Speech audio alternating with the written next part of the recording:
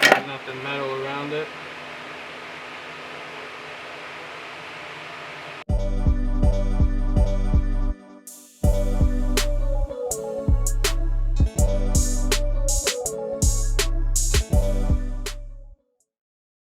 Alright everybody, back again. I don't know if you guys seen the live stream on tearing down Panda's IBeLink, but we got it tore down and we have determined on the live stream that it was fuse which had blown. So we're going to replace this fuse. We'll have to unsolder through holes on it, pull the old one out, and then I have a replacement fuse here that I had in stock in-house to prevent this problem again. We're going to put it in one of these external fuse holders so that we can replace it without having to take it apart again if this were to happen again. So with that said, I need to get the rest of this stuff off this plate, and I think we'll have enough room right where this QC pass sticker is. I'll have to check the clearance on the housing to make sure, but I think we can squeeze this just barely in right there. So the next step will be to put a hole so we can put this holder in there, or come through somewhere right in here, slip right through, and then we should have enough clearance, hopefully enough clearance to miss this relay on the back side, and we'll go from there. We'll get the new fuse in. We got the leads put in and soldered.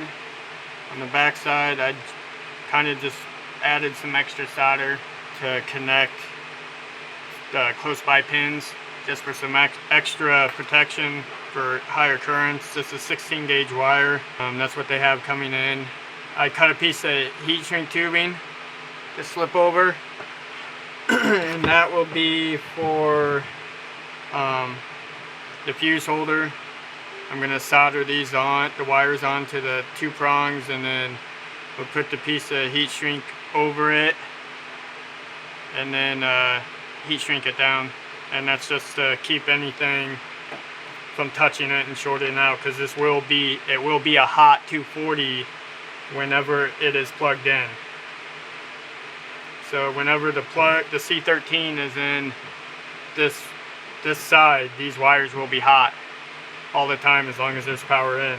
So what we will do is take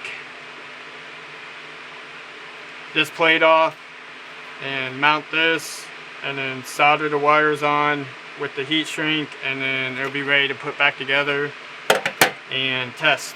Essentially, without it hooked up to the ASIC, we're going to test just the power supply and see if we got any power coming out of these two bus terminals, which we did not have on the live stream when we tore this apart. It was completely dead from the fuse on.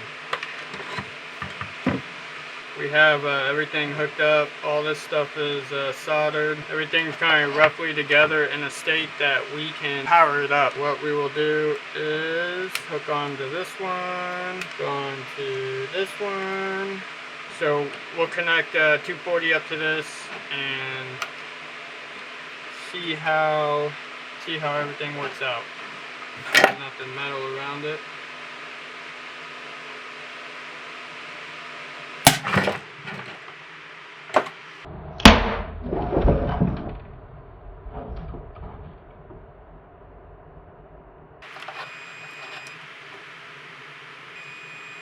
Cook that fuse. Woo-hoo! Wow.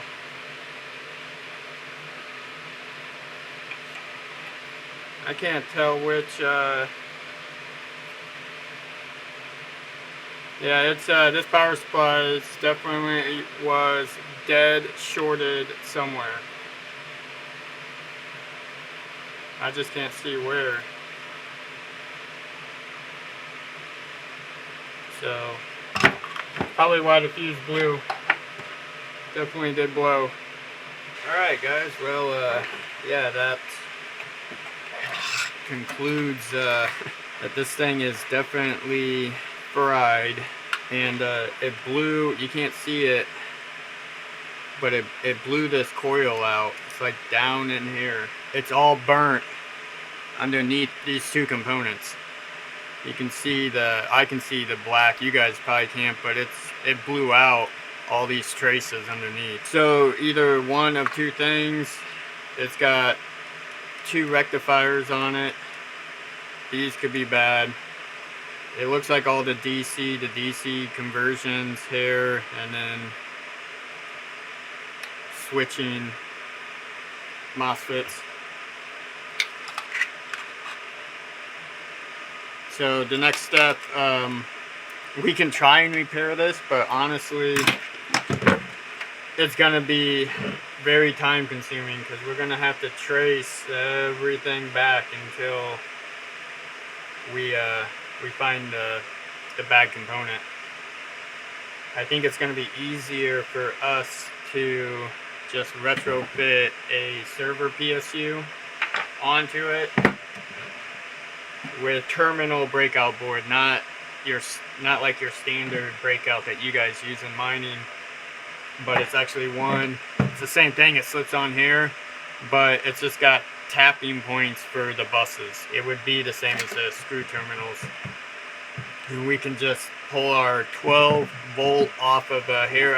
I did confirm, at least somewhat confirmed from my research, that these do run on 11 to 13 volts or 12 volt, and we know this is 12 volt. So the other way that we can try and isolate where the problem is I've had luck with it in the past, is we can backfeed 12 volts onto this side and just start tracing it back, and sometimes the component that's bad will start getting hot, so you can actually just go around by fill on the ICs, and you find the hot one that's hotter than all the other ones. That usually indicates it's dead shorted because it's just creating heat. So I am gonna start sourcing parts for this, and we will get this running. I'll see what I have in-house. I know I have plenty of server PSUs on the shelf. I'll just need to get a breakout board. Now, if you guys want more of this content, you're gonna have to let me know, because I do have some other cards that I gotta do. And then I also have a stack of these motherboards. Familiar, H110 Pro BTC. I run a couple of these, but I like to buy these broken because I've had good luck repairing them. But this one, see if I can get it to focus. I don't know if you guys can see that this one has a pretty good burn mark on it. So it looks like somebody shorted something wrong. So we'll have to replace the 24 pin on that. And other than that, this board's good to go. I have a lot of them that have the notorious spent pins, which is what this is for. I do have a camera. You guys can see what I see. I just got to get a longer HDMI cable. But if you guys want to see more of this and how I do it behind the scenes and fix this stuff, smash the like, leave a comment, because that's going to show me that you guys are interested in this, and I will continue to make videos like this. And then maybe, you know, pick people out of the community that have maybe a broken video card or motherboard or whatever, and they can send it to me. I can try and fix it on a live stream or whatever and send it back to them. So maybe we can do some content like that down the road.